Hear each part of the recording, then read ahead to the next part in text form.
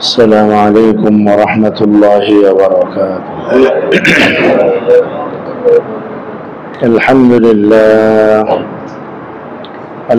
لله وكفى وسلام على عباده الذين اصطفى. أما بعد فأعوذ بالله من الشيطان الرجيم. بسم الله الرحمن الرحيم. فلينظر الإنسان إلى طعامه أنا صببنا الماء صبا ثم شققنا الأرض شقا فأنبتنا فيها حبا وعنبا وقضبا وزيتونا ونخلا وحدائق غلبا وفاكهة وأبا متاعا لكم ولأنعامكم.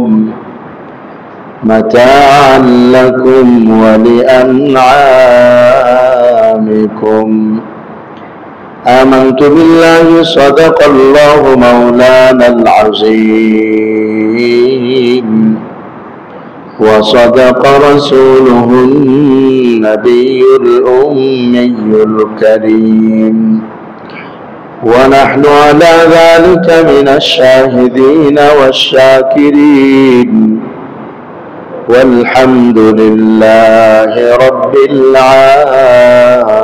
العالمين. سبحانك لا علم لنا إلا ما علمتنا إنك أنت العليم الحكيم.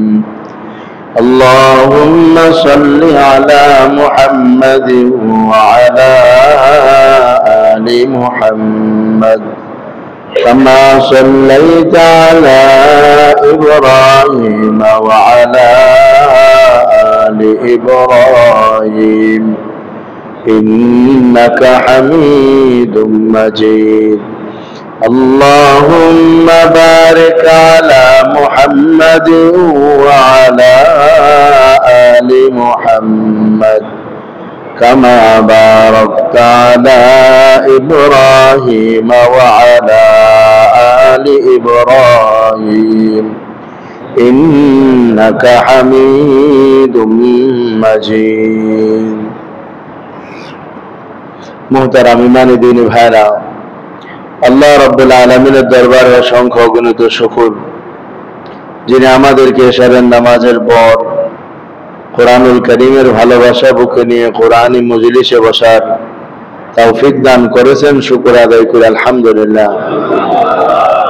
ইমানদার দ্বীনি ভাইরা, আজকে আমরা সূরা আবাসার 24 নম্বর আয়াত থেকে 32 নম্বর আয়াত পর্যন্ত তেলাওয়াত করেছি। এই আয়াতগুলোর উপরে ইনশাআল্লাহ কিছু কথা হবে। আল্লাহ তাআলা সঠিকভাবে কথা বলার, বোঝার, আমল করার তৌফিক দান করেন। আমার ভাই, সূরা আবাসার মধ্যে শুরু হয়েছিল হুজুর আকরাম সাল্লাল্লাহু আলাইহি ওয়াসাল্লামকে একটি বিষয়ে সতর্ক করার মাধ্যমে।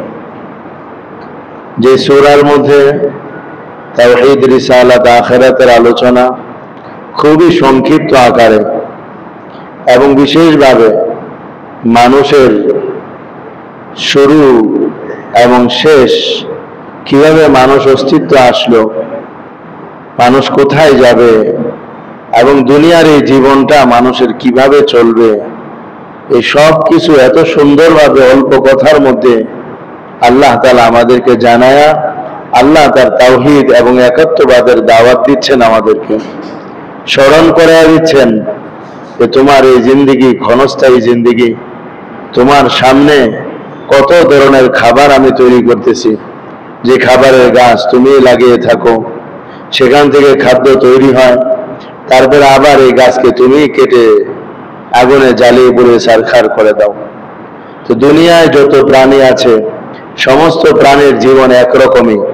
প্রত্যেক প্রাণীর জীবনটা শুরু হয়, আবার এটার জীবনটা শেষ হয়ে যায়। মাঝখানে একটা সময় থাকে সুজলা সুফলা, যাকে আমরা যৌবনকাল বলি। তো প্রত্যেকটা প্রাণীরই একটা যৌবনকাল থাকে, প্রতিটা গাছের মধ্যেও একটা যৌবনকাল থাকে। এ সকল গাছ ফল দেয় অত্যন্ত চমৎকার ভাবে, কিন্তু একটি সময় চলে গেলে আর এই গাছ থেকে ফল হয় না, তখন এই গাছকে কেটে ফেলে দিতে হয়। তো হাজারো রকমের দৃষ্টান্ত পেশ করার মাধ্যমে আল্লাহ তাআলা আমাদেরকে সত্যের দিকে, আল্লাহর একাত্মবাদের দিকে, আখিরাতের দিকে, সত্যের দিকে আল্লাহ আমাদেরকে আহ্বান করেন। এজন্য খাবার নিয়ে আলোচনা চলছিল। এর আলোচনার আগে আলোচনা ছিল মানুষ সৃষ্টি আল্লাহ কিভাবে করলেন এবং আবার মানুষকে মৃত্যু দান করবেন।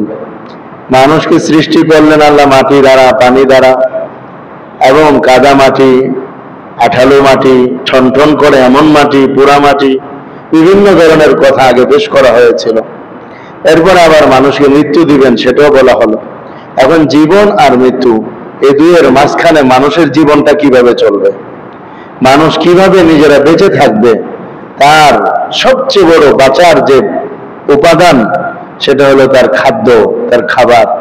বিভিন্ন ধরনের খাবারের ব্যাপারে আল্লাহ তাআলা ইরশাদ করেন, ফালইয়ানজুরিল ইনসানু ইলা তাআমি। মানুষ তার খাবারের দিকে যেন চিন্তা করে, মানুষ যেন তার খাবারের দিকে দেখে, মানুষ যেন তার খাবারের দিকে চিন্তা করে। এই খাবার আল্লাহ তাআলাই তৈরি করেছেন, এবং এই খাবার তৈরি করার পেছনে আমাদের কোনোই ভূমিকা নাই। কেবলই আমরা আমাদের হাতে বীজগুলোকে কাদা মাটির মধ্যে নিয়ে ফেলে দিয়ে আসি, যেখানে সাধারণত কোনো কিছু পড়লে আমরা উঠায় খাইতে রাজি না।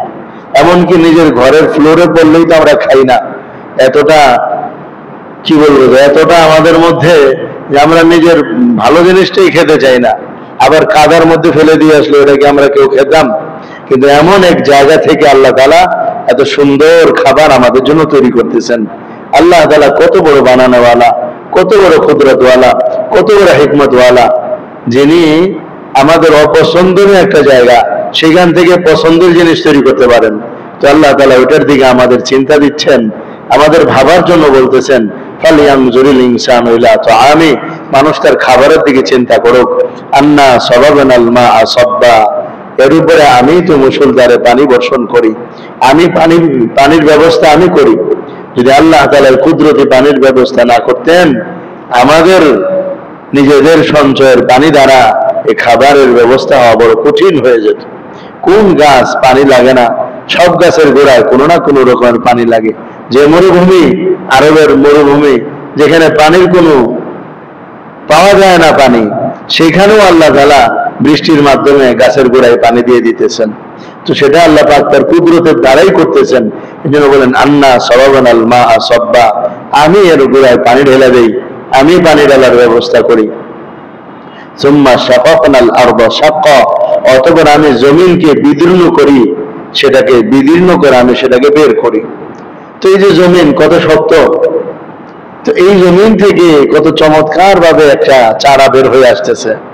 যে দুইটা পাতা নিয়ে চারাটা জন্ম হয়, এই দুইটা পাতা কত নরমের নরম, পিঁপড়া পর্যন্ত এটার উপরে হামলা করলে টিকতে পারে না। একটা পিঁপড়াও যদি হামলা করে তবু পাতাটা টিকতে পারে না। কত কত চারার গাছ আছে যেগুলোর পাতা বড় মিষ্টি হয়, ফলে পিঁপড়ারাও যায় খাইতে আরম্ভ করে। তো গাছওয়ালাকে সেটাকে সংরক্ষণ করতে হয়, সে বুদ্ধি আল্লাহ তাআলা আমাদের মাথায় দিয়ে রাখছেন, ফলে আমরা এটা করি। তো একটা গাছ এত নরম যেটা পিঁপড়ার হামলাকেও সহ্য করতে পারে না, এমন একটা গাছ এই মাটির ঠিলা কি করে বের হইতে পারে? অন্যদিকে তো গেল না, কিভাবে সে উপরের দিকে আসলো? নিশ্চয়ই এটা একমাত্র আল্লাহ তাআলার কুদরত। আল্লাহর কুদরত ছাড়া আর কিছুই না।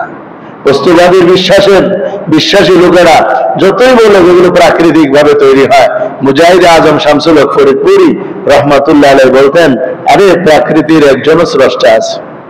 সবার যেমন একজন স্রষ্টা, তো প্রাকৃতিকেরও আরেকজন স্রষ্টা লাগে। কোন জিনিসই প্রাকৃতিক ভাবে হয় না, প্রাকৃতিকে প্রাকৃতিক ভাবে হওয়ার জন্য আরেকটা স্রষ্টার প্রয়োজন আছে। স্রষ্টা ছাড়া কিছুই হয় না। তো আল্লাহ তাআলা যত গাছ বৃক্ষ আছে, এই সব গাছগুলোকে এইভাবে উৎপন্ন করতেছেন মাটি থেকে। কিন্তু দেখেন আশ্চর্যের বিষয় হলো বালুর মধ্যে গাছ হইতেছে, কাদার মধ্যে গাছ হইতেছে, আবার পাহাড়কে পাহাড় সেটার মধ্যে গাছ হইতেছে, যেখানে না কোনোদিন মানুষ পানি দেওয়ার চিন্তা ভাবনা করছে সেখানে কিভাবে হইতেছে। এমনকি মানুষের এলাকার চেয়েও বন জঙ্গল গুলোর মধ্যে ফসল ফল আরো ভালো হয়। তো ওগুলো তো কুদরতি ভাবেই হইতেছে। মানুষ তার খাদ্যের ব্যাপারে একটু চিন্তা করুক। বেশি দূরে যাওয়া লাগবে না আল্লাহকে পাওয়ার জন্য, কেবলই তার প্রতিনিয়ত দৈনিক 5 বার আর 7 বার তার সামনে যত প্রকারের খাবার আসতেছে, মানুষ যদি শুধু একটু চিন্তা করত, আমি যে বিস্কিট খাচ্ছি, চা খাচ্ছি, আমি যে ফল ফ্রুট গুলো খাচ্ছি, আমি যে খাবার খাচ্ছি, এই খাবার কিভাবে কোথার থেকে কে বানায় আমার সামনে পাঠাইলো, কে বানায় পাঠাইলো। মজাদার খাদ্যগুলো আমরা খাই, কত মজা করে আমরা খাই, কিন্তু না খাওয়ার শুরুতে বিসমিল্লাহ আছে, না খাবারের শেষে আলহামদুলিল্লাহ আছে। একবারও মনে পড়ে না এটা যে আল্লাহ পাকের বিশাল এক নিয়ামত। হ্যাঁ আমার দোস্ত, হাজারো নিয়ামতের মধ্যে ডুবে আছি। এই জন্য তো বলছেন আমার বান্দা, তোমরা যদি আমার নিয়ামত গুলো গণতে আরম্ভ করো, কোনো দিন গণনা করে শেষ করতে পারবা না। এত অসীম নিয়ামতের মাধ্যমে আমাদেরকে আমাদের প্রভু ডুবায় রাখছেন। এই জন্য বলেন সুম্মা শাকাকনাল আরদা শাক্কা, আমি জমিন বিদীর্ণ করে একে বাইর করি, আমি জমিন বিদীর্ণ করি। আর কেউ জমিন বিদীর্ণ করে না। কৃষক কি করছে, সে তো শুধু ফেলে দিয়ে আসছে, একটা চারা উঠানোর ক্ষমতা তার নাই, বরং তার পায়ের আঘাতে আরো কত চারা মরে গেছে, গরুর পায়ের আঘাতে আরো কত চারা মরে গেছে। বাকিগুলো তো আল্লাহ তাআলাই উঠাইছেন। উঠানোর পরে তার যত্ন কৃষক করে, এর আগে তো কৃষকের কিছুই করার নাই। হ্যাঁ আমার দোস্ত, যদি আমরা এর উপরও চিন্তা করতাম, তাহলে আমরা আমাদের রবকে খুঁজে বের করতে পারতাম যে কত দয়ালু তিনি। ثم شققنا الأرض شقا فأنبتنا فيها حبا, কি উৎপন্ন করেন তিনি? মাটি নির্গত করে কি উৎপন্ন করেন? বলেন فأنبتنا فيها حبا, সেখান থেকে তিনি দানা শস্য জাতীয় জিনিস উৎপন্ন করেন। এখন এক একটা করে বিস্তারিত কিছু আলোচনা করে দিবেন। এমন এমন জিনিসের নাম বলবেন যেগুলো আল্লাহ নাম বলেন সেগুলোর মধ্যে বিশেষ একটা বরকত থাকে। তো দানা বের করে দিচ্ছেন, দানা। এখন দানা বলতে চাউল আছে, গম আছে, যত ধরনের দানা জাতীয় খাদ্য সবের ভিতরে বিদ্যমান। এখন যদি এক একটা দানার এক একটা গুণগান নিয়ে আলোচনা করা হয়, এরকম শত শত শুক্রবার পার হয়ে যাবে, কিন্তু প্রতিটা দানার গুণগান শেষ করা সম্ভব হবে না। সম্ভব হয় ভাই? প্রতিটা খাবারের এক একটা আলাদা বৈশিষ্ট্য আছে। সবগুলো খাবার একই মাটি থেকে তৈরি হয়, একই ধরনের পানি দ্বারা সেচ দেওয়া হয়, কিন্তু এক একটা খাবারের স্বাদ ভিন্নতা যেমন, তেমনি ভাবে তার গুণগানও ভিন্নতা রয়েছে, গুণগানের ভিতরে ভিন্নতা রয়েছে, তার উপকারের মধ্যেও ভিন্নতা রয়েছে। তো আমরা একটু চিন্তা করলেই পারি যে এত ধরনের খাদ্য দানা উৎপন্ন হচ্ছে, প্রতিটার উপকার আলাদা আলাদা, প্রতিটার স্বাদ আলাদা আলাদা, প্রতিটার মজা আলাদা আলাদা।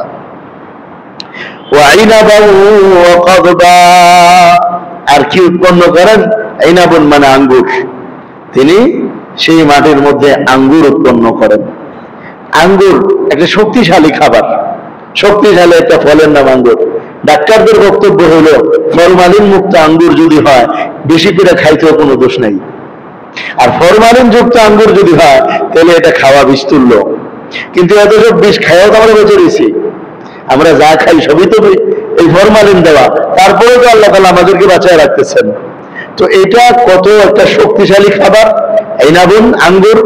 অথচ এই আঙ্গুরের ভিতরে কত কাহিনী জড়িত। এই আঙ্গুর আল্লাহ তাআলা কত আজীব ভাবে সৃষ্টি করতেছেন। আঙ্গুরের গাছ তো একেবারে লতা পাতা, লতার গাছ, এর মধ্যে কি চমৎকার স্বাদ আল্লাহ তাআলা আমাদেরকে দিয়ে দিয়ে পাঠাইতেছেন। আঙ্গুরের তো অভাব নাই, বিভিন্ন ধরনের আঙ্গুর বিদ্যমান, এবং একটা শক্তিশালী খাবারের নাম হলো আঙ্গুর। বদহজমি হইলে, পেট খারাপ থাকলে আঙ্গুর খেলে আরো পেট খারাপ হবে, কারণ এটার ভিতরে খুব পাওয়ার। তো পেট ভালো না থাকলে এটা হজম করারই কঠিন হয়ে যাবে। তো আইনাবা ওয়া কদবা, আইনাবা ওয়া কদবা, কদবা মানে হলো শাক সবজি। কত ধরনের শাক আল্লাহ তাআলা আমাদের জন্য উৎপন্ন করে পাঠাইতেছেন। অথচ ঢাকায় কয়টা শাকের চাষ হয়? সমস্ত শাকগুলো গাঁও গ্রাম থেকে প্রতিদিন সকালবেলা তাজা টাটকা হয়ে আমাদের বাজারগুলো থেকে উঠে। কে এগুলো আমাদের জন্য পাঠান? প্রতিটা শাকের আলাদা আলাদা গুণগান আছে। যেমন যদি আমরা বলতে থাকি বলে কিন্তু শেষ করা যাবে না। প্রচুর ধরনের শাক আছে আমাদের জানা অজানা। এক একটা শাকের মধ্যে এক এক ধরনের ভিটামিন আল্লাহ তাআলা দিয়ে রাখছেন। কোনোটা খাইলে পেট নরম হয়, কোনোটা খাইলে পেট শক্ত হয়, কোনোটা খাইলে শক্তি খুব বেশি হয়, কোনোটার মাধ্যমে আবার শরীরের বিভিন্ন ধরনের অসুখ ভালো হয়ে যায়, দূর হয়ে যায়। তিতা জাতীয় যত খাদ্য আছে সব খাইলে চুলকানির জন্য খুব ভালো, কার্যকর হয় এবং ডায়াবেটিস নিয়ন্ত্রিত হয়। আমার দোস্ত, কি জিনিস আল্লাহ পাক তৈরি করে রাখলেন, আমরা একবারও তো ভাবলাম না। এজন্য আল্লাহ বলতেছেন খালি তো খাও, একটু চিন্তা করেও খাও। ফালিয়ানজুরুল ইনসানু ইলা তাআমি, একটু ভাইবা ভাইবা খাও যে এর মধ্যে মজাটা কে দিল, এর মধ্যে রংটা কে দিল, কি লাল এক একটা জিনিস, আবার এটা কেমন সবুজ, আবার এর মধ্যে অন্য ধরনের স্বাদ, কে দিল এগুলো? একটু ভাবার জন্যই তো কোরআনুল কারীম আমাদেরকে সেই জায়গায় নিয়ে যাচ্ছে। আল্লাহকে চেনার জন্য অনেক দূর দূরান্তে যাওয়ার তো কোনো প্রয়োজন নাই। প্রতিদিন আমার সামনে যত ধরনের আইটেমের খাবার আসতেছে, আল্লাহকে চেনার জন্য এটাই যথেষ্ট। এই জন্য বলতেছেন ফালিয়ানজুরুল ইনসানু ইলা তাআমি। এই যে শাক, এর আরবি নাম হলো কদবা। কদবাকে কদবা কেন বলে? কদবার অর্থ হলো কাটা। যেহেতু প্রতিটা শাক বারবার কেটে কেটে খাইতে হয়, এই জন্য এর নাম হয়েছে কদবা। একবার খেতে দিয়ে কেটে আনে, এরপর আবার কাটতে কাটতে কাটতে কাটতে কুচি কুচি করে ভাজে, বেশি কাটা পড়ে এর মধ্যে। এই কারণে কদবাকে কদবা, শাককে কদবা বলা হয়। এটাও তাফসীরের মধ্যে চলে আসছে।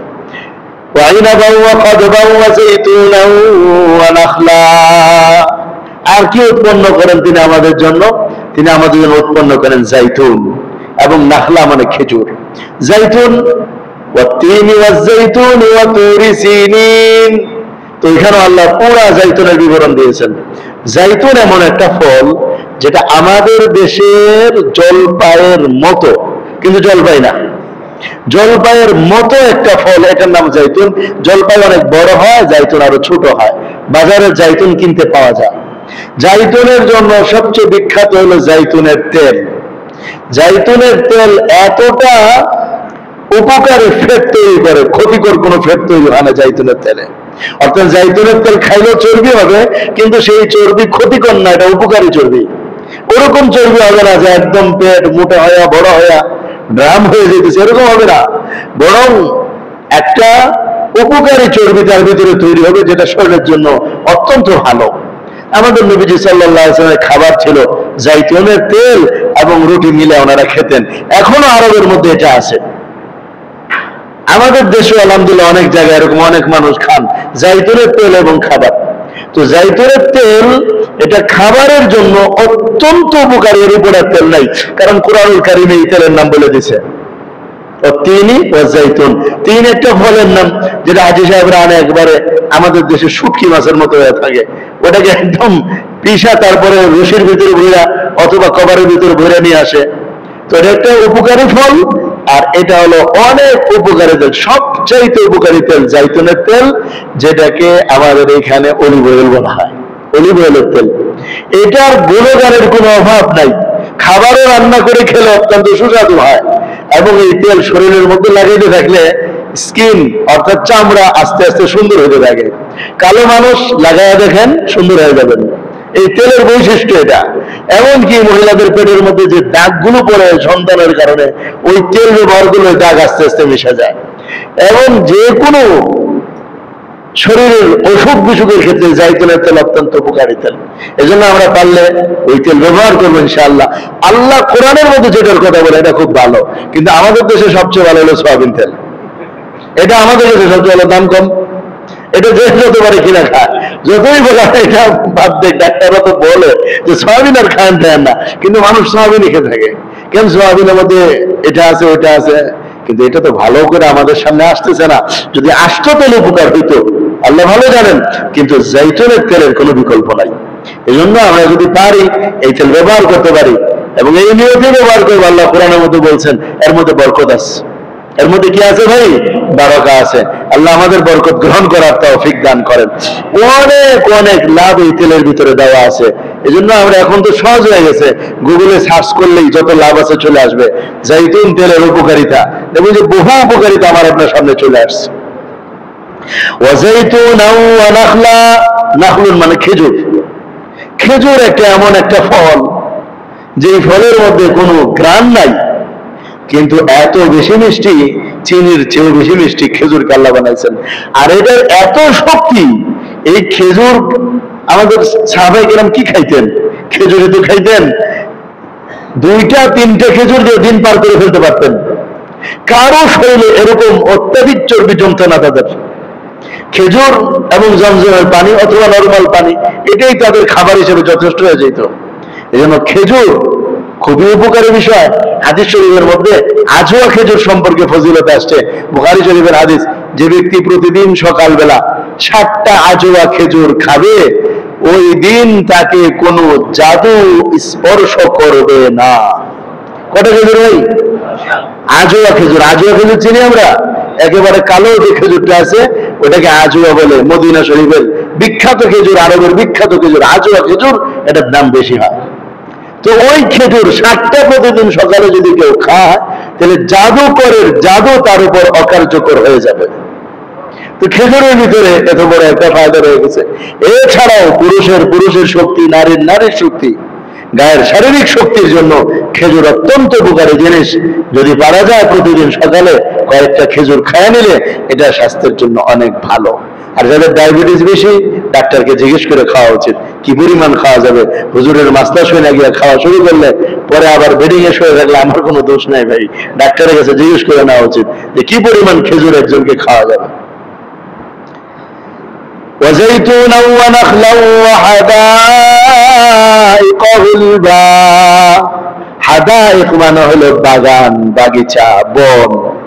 গুলবা মানে হলো নিবিড়, গভীর। তো আল্লাহ পাক রব্বুল আলামিন আরো কি বানাইছেন এই পানি দ্বারা? এই পানি দ্বারা আল্লাহ তাআলা নিবিড় বন, বাগান বানায় রাখছেন। এই পৃথিবীর মধ্যে যে আল্লাহ কত জঙ্গল আর কত বন বানাইছেন, এই বনের কোনো শেষ নাই। এই বিশ্বের বিশাল বন, আমাজন জঙ্গল, এছাড়াও আরো বহু জঙ্গল আছে, বহু বন আছে আল্লাহ পাকের কাছে। আমাদের বাংলাদেশে কি আছে ভাই? সুন্দর বন। তো বন আবার অনেক সুন্দর। তো এইটার ভিতরে যে কি আশ্চর্য কুদরত, এগুলো আসলে না গেলে, না দেখলে বোঝাও মুশকিল হয়ে যাবে। কত আজীব আজীব কুদরতের বন। এই যে সুন্দরী গাছগুলো আমাদের সুন্দরবনের মধ্যে, কি আশ্চর্য! সব গাছগুলো যেমন একতালে, এক সমান, উঁচা, বড়।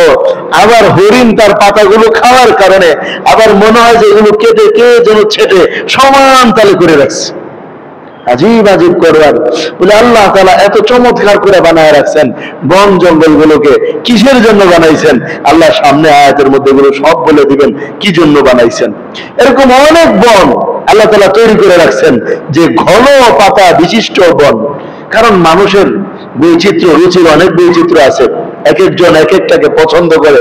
কেউ লোকালয়ে থাকতে ভালোবাসে, কেউ মানুষের ভিতরে থাকতে ভালোবাসে।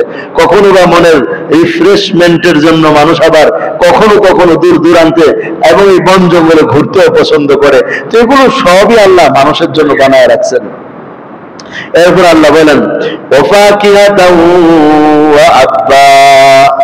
ফাকিহাতুন মানে ফল ফ্রুট, আব্বা মানে হলো ঘাস। ফল ফ্রুট বানিয়ে রাখছেন এবং ঘাসও বানিয়ে রাখছেন। ফল ফ্রুট তো বানাইছেন মানুষের জন্য, আর ঘাস বানাইছেন কার জন্য? পশু পাখি আর জন্তু জীব জানোয়ারের জন্য আল্লাহ ঘাস বানায় রাখছেন। এই পানি দ্বারাই সব কিছু উৎপন্ন হইতেছে, আর এই সব মাটি থেকে নির্গত হচ্ছে। এগুলো সব আল্লাহ তাআলা বানাইছেন। কত ধরনের ফল! এখন যদি কোরআন সবটি ফলের নাম বলতে, আম, জাম, কাঁঠাল, কলা, লিচু, এই সেই, তাহলে তো কোরআনের আরো কত বাড়ানো দরকার হইতো। কিন্তু এক শব্দ আল্লাহ বলে দিলেন ওয়াফাকিহা। বহুত ফল আল্লাহ বানায় রাখছেন। এক একটা ফলের এক এক বৈশিষ্ট্য। কোন ফল গরম, কোন ফল ঠান্ডা, কোন ফল এই সময় পাওয়া যাবে, কোন সময় পাওয়া যাবে না। এই সব কিছু দিয়ে বলতেছেন বান্দা একটু চিন্তা করে খাবার গুলোর উপরে কে তোমার সামনে পাঠাইলো। খাইলা তো খাইলা, একবারও চিন্তা করলা না ফল কে বানায় আমার সামনে দিল। ওই প্রভু আমাকে কতটা ভালোবাসেন, কতটা মহব্বত করেন যে আমার জন্য গোটা জগৎ সাজা দিলেন, আর খাবারের ক্ষুধার সময় আমার সামনে সেগুলো পেশ করে দিলেন। এই জন্য আল্লাহ এর পরের আয়াতে এই সব কিছুর কারণ দর্শাইছেন। কেন আমি এই সব ফল ফ্রুট বানালাম, কেন আমি আকাশ থেকে বৃষ্টি বর্ষণ করলাম, কেন আমি মাটি বিদীর্ণ করে বৃক্ষ লতা বের করলাম, কেন আমি দানাগুলোকে নির্গত করলাম, কেন আমি আঙ্গুর এবং শাক সবজি উৎপাদন করলাম, কেন জৈতুন আর খেজুর দিলাম, কেন আমি নিবিড় বন জঙ্গলগুলো তৈরি করলাম, কেন ফল ফ্রুট আর ঘাসগুলো আমি তৈরি করলাম। আল্লাহ বলেন মাতা আল্লাকুম ওয়ালি আনআমিকুম, আমার বান্দা তোমাদের জীবন উপভোগের জন্য এবং তোমাদের চতুষ্পদ জন্তু আর পশু পাখিদের জীবন উপভোগের জন্যই আমি এগুলো দিলাম, তোমাদের জন্য দিলাম। সব তোমরা ভোগ করবা, তোমরা সব ভোগ করতে থাকো, আর তোমরাই না শুধু তোমাদের জীব জন্তু গুলো এগুলো ভোগ করতে থাকবে। কারণ যদি মানুষেরই খাবার হইতো আর মানুষের জীব জন্তুর খাবার না হইতো, তো দোস্ত আজকাল ইঞ্জিনের গাড়ি চলে, কিন্তু কয়েক বছর আগে তো, শত বছর আগে তার এগুলো ছিল না। তখন তো মানুষ চলতো বিভিন্ন প্রাণীর পিঠে বাহন বানায়া। তো এই সমস্ত প্রাণীগুলো কিভাবে চলতো যদি খাবার না থাকতো? আর যখন মানুষ ইঞ্জিনের গাড়ি আবিষ্কার করলো, তখন তো আল্লাহ তার মাটির নিচে যত সম্পদ ছিল, তেল মানে খনিজ জাতীয় সব পদার্থগুলো আর এই তেল মূল সব আল্লাহ আবিষ্কার মানুষের কাছে দিয়ে দিলেন, যে আমরা এগুলো তোমাদের জন্যই বানাইলাম, এখন এগুলো তৈরি হয়ে গেছে আমাদের জন্য। এক কথাই বলতেছেন মাতা আল্লাকুম, তোমাদের জন্য জীবন উপভোগের বস্তু বানাইলাম, বলি আনআমিকুম, এবং তোমাদের চতুষ্পদ জন্তুর জন্য। আমার দোস্ত, যে আল্লাহ আমাদের জন্য এত কিছু করে দিলেন, যে আল্লাহ আমাদের জন্য না, আমাদের পোষা প্রাণী পাখি এবং আমাদের জীব জানোয়ার গুলোর জন্য এত কিছু করে দিলেন, ওই আল্লাহর জন্য আমি কি করলাম? এটা কি কোনোদিন ভেবে দেখছি? এটা কি চিন্তা হয়েছে? যখন এই খাবার আর মজাদার জিনিসগুলো আমি ভক্ষণ করি, একবার কি ভাবছি যে আল্লাহ তো সব আমার জন্য করলেন, আমি আল্লাহর জন্য কি করলাম? যদি আমি আল্লাহর জন্য কিছুই না করি, তাহলে তো আমি জালেম হব। হব কি হবে না ভাই? জালেমের পরিণতি অত্যন্ত ভয়াবহ হয়, তা আমার পরিণতিও কিন্তু ভয়াবহ হবে।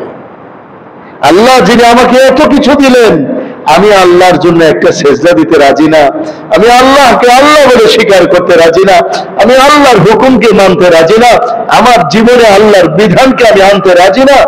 আমি প্রকাশ্যে একরকম থাকি, গোপনে আরেক রকম হয়ে যাই, সামনে একরকম চলি, পিছনে আরেক রকম হয়ে যাই। হায়, আমি তো আমার রবের অধিকার আদায় করলাম না। আমার রব তো আমার অধিকার আদায় করছে, আমার ক্ষুধার সময় খাবার পাঠায়া দিছে, আমার পোশাকের সময় আমার সামনে পোশাক পাঠায়া দিছে, আমার আরামের জন্য সারা জগৎকে সৃষ্টি করছে, গাছপালা, নদী নালা, তরুলতা, এই বিশাল জঙ্গল আর নিবিড় বনগুলো আমার সৌন্দর্যের জন্যই তৈরি করছে, সাগরগুলো আমার জন্যই তৈরি করছে। শুধু আমার জন্য না, আমার বাহন এবং আমার খাবারের প্রাণীগুলোর জন্য তৈরি করছে। আমি রবের কি করলাম?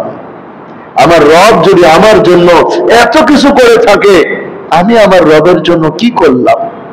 হ্যাঁ আমার দোস্ত, এটা আমাদের প্রত্যেকের ভাবা দরকার। ঘরে এগুলো নিয়ে আলোচনা হওয়া দরকার, বিবি সন্তানদেরকে ডেকে ডেকে এগুলো নিয়ে মুজাকারা হওয়া দরকার। যখন ঘরে মুজাকারা গুলো হবে, আল্লাহর কসম হৃদয়ের ভিতরে তখন অনুভূতিতে একটা আগুন জ্বলতে থাকবে। হায়, রব এত কিছু করলো, তো আমি রবের জন্য কি করলাম? আমি রবের জন্য কিভাবে করব? ইন তানসুরুল্লাহ ইয়ানসুরুকুম, আমি আল্লাহর দ্বীন মেনে চলবো, আল্লাহর দ্বীনকে দুনিয়ার জমিনে বিজয় করার জন্য সর্বাত্মক সহযোগিতা করব। নিজের জীবন দিয়ে, অর্থ দিয়ে, সময় দিয়ে, টাকা পয়সা দিয়ে আল্লাহর দ্বীনের প্রচার প্রসার, আল্লাহর দ্বীনকে ব্যাপক করা, আল্লাহর দ্বীনকে মানুষের সামনে নিয়ে যাওয়া, আল্লাহর দ্বীনকে প্রতিষ্ঠিত করার জন্য আমি সব করব। কারণ আমি না আল্লাহর খলিফা। আমাকে না বানানোর সময় আল্লাহ বলছিলেন, ইন্নী জাইলুন ফিল আরদি খলিফা, আমি জমিনে তো আমার প্রতিনিধি বানাই। আমাদের সবাইকে বানান। আদমকে বানানোর সময় বলার অর্থ আমি জমিনে আমার প্রতিনিধি বানাই। দোস্ত, আমরা সব আল্লাহর প্রতিনিধি, কিন্তু আল্লাহর প্রতিনিধি হওয়া, অন্যের প্রতিনিধিত্ব করা, এটা কত বড় জুলুমের কাজ, কত বড় জুলুমের কাজ। আল্লাহর প্রতিনিধি হয়ে আমি অন্যের প্রতিনিধিত্ব করি। আমাকে পাঠাইছে একজন বাজার করার জন্য, আমি তার বাজার বাদ দিয়ে আমি আরেকজনের বাজার করতে আরম্ভ করছি। এটা জুলুমের কাজ হবে না ভাই? এমন কাজের লোকের পিটাইবেন না আপনারা। যে ব্যাগ দপ্তরে আমি টাকা দিয়ে পাঠাইলাম, আমার বাড়ির খাবার খায় বড় হইলি, আমার টাকা নিয়ে আমার বাজারে গেলি, যে আবার আরেকজনের বাড়ি বাজার করে দেয়, পয়সাটা কি? আমাদের তো সবারই দোষা। আল্লাহ খাওয়াইলেন, আল্লাহ সব দিলেন, আল্লাহর দেওয়া জীবন নিয়ে আল্লাহর জমিনে বসবাস করি, কিন্তু আল্লাহর দিন কায়েমের কোনো চিন্তা নাই। সেই গণতন্ত্র প্রতিষ্ঠার চিন্তা, সমাজতন্ত্র প্রতিষ্ঠার চিন্তা, অমুকতন্ত্র প্রতিষ্ঠার চিন্তা, তমুকতন্ত্র প্রতিষ্ঠার চিন্তা, মুহাম্মদুর রাসূলুল্লাহর সুন্নাহ প্রতিষ্ঠার কোনো চিন্তা আমাদের নাই। এবার বলেন দোস্ত, আমরা জালেম নাকি আমরা ভালো মানুষ? কত বড় জুলুমের কথা।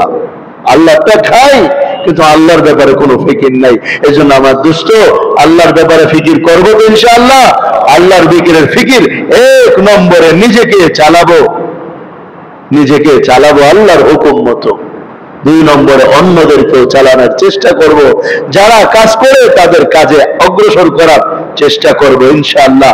আল্লাহ আমাদের সবাইকে তৌফিক দান করেন। এই জন্যই আমরা যে ইসলামী সামাজিকতার উপরে 20টা মূলনীতি মুখস্থ করার কথা বলছি। আগে আমরা মুখস্থ না করলে আমরা বুঝবো কেমনে আল্লাহ আমার কাছে কি চা না চা? কিভাবে বুঝবো এটা? আমি যে আল্লাহর খলিফা, তো আমার কাজ কি? সামাজিক জীবনে আমার কাজ এই 20টা মূলনীতি মুখস্থ করলে বাকিটা ইনশাআল্লাহ আশা করা যায় জায়গা মতো আমাদের মনে চলে আসবে। কারণ এই 20টার ভিতর থেকে সব আমার দৃষ্টিতে মনে হচ্ছে সবের ভিতরে আছে। তারপরে যদি আপনাদের কাছে মনে হয় এই 20-এর বাইরেও সমাজ জিন্দেগিতে আরো কিছু আছে, সেটা আপনারা আমাকে দেখাইতে পারেন। কারণ আমি যে 20টা লিখছি এটা তো নাউজুবিল্লাহ কোন ওহীর মাধ্যমে লিখি নাই, বরং কোরআন সুন্নাহ এবং বড় বড় আলেম ওলামাদের কিতাব পড়ার পর যেটা আমার সামনে আসছে আমি সেটা তৈরি করে নিয়ে আসছি। এর মধ্যে যদি আরো কোনো সংযোজনের প্রয়োজন হয় সেটাও হতে পারে, তাতে কোনো অসুবিধা নাই। আপনাদের অনেকের পড়াশোনা আছে, তো থাকলে আমাকে বলবেন যে হুজুর এই জিনিসটা মনে হয় বাদ পড়ছে, তাহলে আমি দেখবো সেটা কোনটার মধ্যে পড়ে ইনশাআল্লাহ। আর এই বিষয়গুলো আপনারা মুখস্থ করতেছে তো ইনশাআল্লাহ? ভয় পাবেন না, মুখস্থ করেন ইনশাআল্লাহ। এক একটা মূলনীতি মুখস্থ করার উপর 1000 রাকাত নফল নামাজের সওয়াব পাওয়া যাবে ইনশাআল্লাহ। আমরা না ছোট্ট একটা বই হয়তো আপনার পুরস্কার দিব, আল্লাহ তার ছোট বই দিবেন না। আল্লাহ দিবেন কি? এক একটা মূলনীতির উপর 1000 রাকাত নফল নামাজের সওয়াব দিবেন ইনশাআল্লাহ।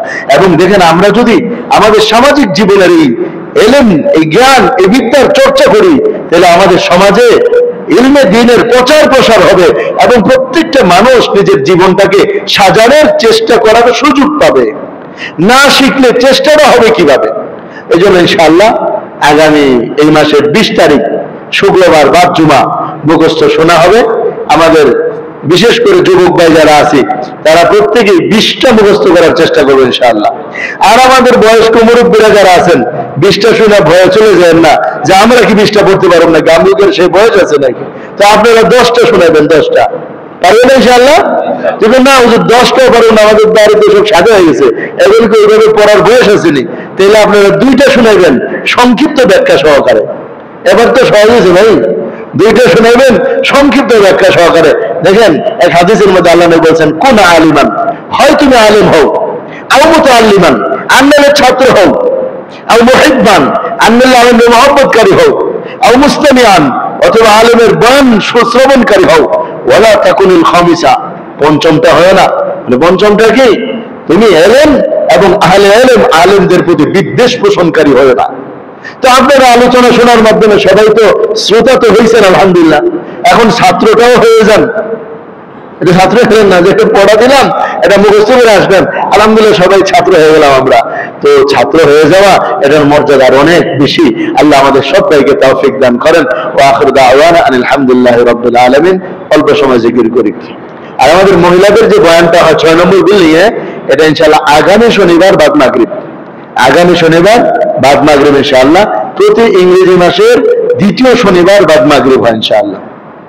একটু জিকির করি, লা ইলাহা ইল্লাল্লাহ,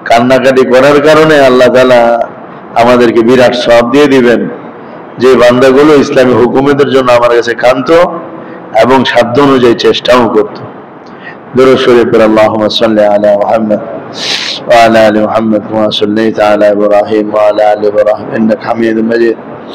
اللهم بارك على محمد وعلى ال محمد كما باركت على ابراهيم وعلى ال ابراهيم انك حميد مجيد. اللهم انت السلام ومنك السلام تباركت يا الجلال والاكرام. ربنا ظلمنا انفسنا وان لم تغفر لنا وترحمنا لنكونن من الخاسرين. ربنا آتنا في الدنيا حسنة وفي الآخرة حسنة وقنا عذاب النار. رب اغفر لي ولوالدي وللمؤمنين يوم يقوم الحساب. حسبنا الله ونعم الوكيل، نعم المولى ونعم النصير. اللهم احسن عاقبتنا في الأمور كلها وأجرنا من خزي الدنيا وعذاب الآخرة. اللهم واقعة كواقعة الوليد. اللهم نقنا من الذنوب كما ينقى الثوب الأبيض من الدنس. اللهم باعد بيننا وبين خطايانا كما بعدت بين المشرق والمغرب. اللهم آت نفسي تقواها وزكها أنت خير من زكاها. أنت وليها ومولاها، أنت وليها ومولاها، أنت وليها ومولاها. يا حي يا قيوم برحمتك أستغيث. أصلح لنا شأننا كله ولا تكلنا إلى أنفسنا طرفة عين. اللهم إنا نسألك الهدى والتقى والعفاف والغنى. اللهم إنا نعوذ بك من الفتن ما ظهر منها وما بطن. أي الله আপনি আমাদেরকে কবুল করেন। আল্লাহ আপনি আমাদের জিন্দেগীর গুনাহকে মাফ করে দেন। আল্লাহ এশারের পরে আপনার বান্দাদেরকে নিয়ে আপনার কালাম থেকে কিছু কথা বইলা আপনার পবিত্র নামগুলোর জিকির করে আল্লাহ আপনার দরবার হাত উঠাইছি। আল্লাহ আপনি আমাদের জিন্দেগীর গুনাহগুলো মাফ করে দেন। আল্লাহ ছোট বড় কবিরা সগীরা শিরকি বেদাতে জানা অজানা ইচ্ছা অনিচ্ছা যত গুনাহ করে ফেলেছি আপনার কাছে তওবা করতেছি। আল্লাহ আল্লাহ আপনি আমাদের তওবাকে কবুল করেন। আল্লাহ আপনি আমাদের তওবাকে কবুল করেন। আল্লাহ আপনি আমাদের তওবাকে কবুল করেন। আল্লাহ যেভাবে আপনাকে ডাক দিলে আপনি শুনবেন, ওইভাবে আপনাকে ডাকবার তৌফিক দেন। আল্লাহ ওইভাবে আপনাকে ডাকবার তৌফিক দেন। আল্লাহ আমাদের আব্বা আম্মাকে মাফ করে দেন। আমাদের ভাই বন্ধু আত্মীয় স্বজনদেরকে মাফ করে দেন। আমাদের উস্তাদ আমাদের ছাত্রদেরকে মাফ করে দেন। আল্লাহ আমাদের মুরব্বীদেরকে মাফ করে দেন। গোটা জগতের মুসলমানদেরকে মাফ করে দেন। আদম আলাইহিস সালাম থেকে আজ পর্যন্ত যারা আসছে, সামনে যারা আসবে, সবাইকে মাফ করে দেন। আল্লাহ আপনি আমাদের প্রতি রাজি আর খুশি হয়ে যান। আল্লাহ আপনি আমাদের প্রতি রাজি আর খুশি হয়ে যান। আল্লাহ আপনি আমাদের প্রতি রাজি আর খুশি হয়ে যান। আল্লাহ আপনাকে রাজি করার পথে চলবার তৌফিক দেন। যে পথে গেলে আপনি রাজি, ওই পথে আমাদেরকে নেন। আল্লাহ আপনার রেজামন্দির পথে চলবার তৌফিক দেন। আল্লাহ আপনার রেজামন্দির পথে যাওয়ার আল্লাহ আপনার রেজামন্দির পথে চলবার তৌফিক দেন। আল্লাহ আপনার দ্বীনের কাজ করার তৌফিক দেন। আল্লাহ নির্যাতিত মুসলমানদেরকে সাহায্য করেন। অভাবগ্রস্ত মুসলমানের অভাব দূর করে দেন। পেরেশানওয়ালার পেরেশানি দূর করে দেন। কামাই রোজগারহীনওয়ালার কামাই রোজগারের ব্যবস্থা করে দেন। হারাম কাজে লিপ্তদেরকে হালাল কাজে আসার তৌফিক দেন। আল্লাহ বেনামাজিকে নামাজি বানাবেন। বেঈমানকে ঈমান দিয়ে দেন। বেহেদায়েতকে হেদায়েত দিয়ে দেন।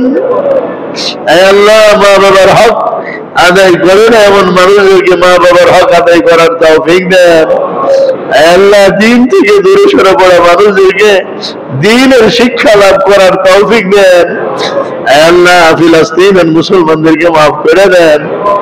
আল্লাহ জালিম ইহুদিদের বিরুদ্ধে তারা জিহাদ করতেছে, আল্লাহ তাদের জিহাদের মধ্যে আপনি গায়বী শক্তি নাজিল করেন। আল্লাহ ইহুদিদের শক্তিকে তছনছ করে দেন, চুরমার করে দেন, এদের ঐক্যকে নষ্ট করে দেন, এদের সাহায্যকারীদেরকে বিচ্ছিন্ন করে দেন। আল্লাহ মুসলমানদেরকে মাফ করে দেন। আল্লাহ বাইতুল মুকাদ্দাসকে মুক্ত করে দেন। আল্লাহ বাইতুল মুকাদ্দাসকে মুক্ত করে দেন। আল্লাহ তামাম দুনিয়ার মুসলমানদেরকে এক এবং নেক বানায় দেন। আল্লাহ তামাম দুনিয়ার মুসলমানদেরকে এক এবং নেক বানায় দেন। আল্লাহ তামাম দুনিয়ার মুসলমানদেরকে এক এবং নেক বানায় দেন। আল্লাহ আমাদের ছোট বড় কবিরা সগীরা সব গুনাহগুলো মাফ করে দেন। আল্লাহ আমাদের মরুম আত্মীয় স্বজনদেরকে মাফ করে দেন।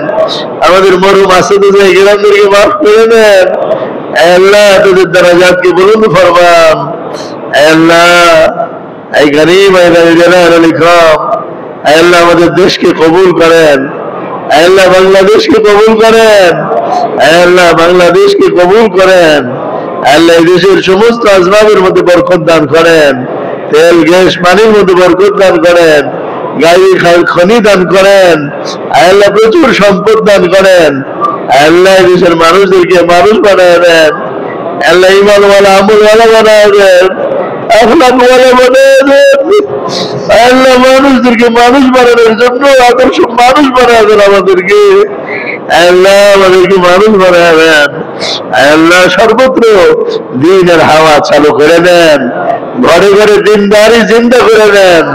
বদ্দিনী খতম করে দেন। আল্লাহ যারা ইসলামের বিরুদ্ধে ষড়যন্ত্র করে তাদের সমস্ত ষড়যন্ত্রকে ধূলিসাৎ করে দেন। যারা ইসলামকে নিয়ে আগে বাড়তে চায় তাদেরকে আগে বাড়ায় দেন। আল্লাহ আগে বাড়ায় দেন।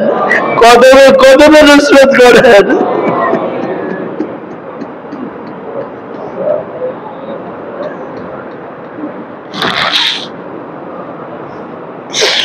আল্লাহ কদমে কদমে নুসরত করেন। আল্লাহ কদমে কদমে নুসরত করেন। ইখলাস দান করেন, লিল্লাহিয়ত দান করেন। আপনাকে রাজি খুশি করার ফিকির নসিব করেন। আল্লাহ মজমা আপনার কাছে কাঁদতেছে, চোখের পানি ফেলতেছে, নিজেদের মনের কথাগুলো আপনাকে বলতেছে। আল্লাহ অনেকে এই কথাই মনে করে এখানে হাজির হয়। সবাই কান্দে, সবার সাথে উনিও কান্দে। সিনেমা আপনাকে দেখানোর জন্যই কান্দে, আপনার থেকে নেওয়ার জন্যই চোখের পানি পড়ে। আল্লাহ আপনি সবার মনের নেক মাকসাদ পুরা করে দেন। সবার মনের নেক মাকসাদ পুরা করে দেন।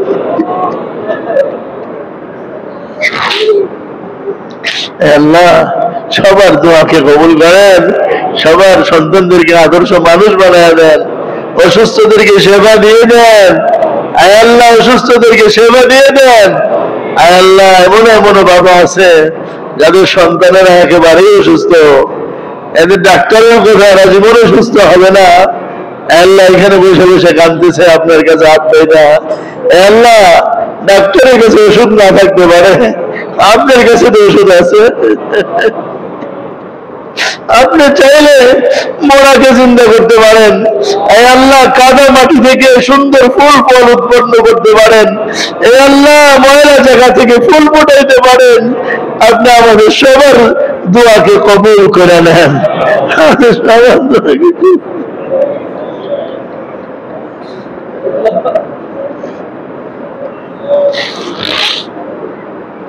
আল্লাহ আল্লাহ আমাদের দোয়াকে কবুল করেন, আমাদের মুনাজাতকে কবুল করেন।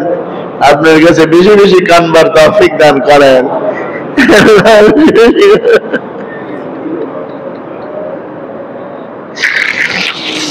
ربنا تقبل منا إنك أنت السميع العليم وتب علينا إنك أنت التواب الرحيم. صلى الله تعالى على خير خلقه محمد وعلى آله وصحبه أجمعين برحمتك يا أرحم الراحمين.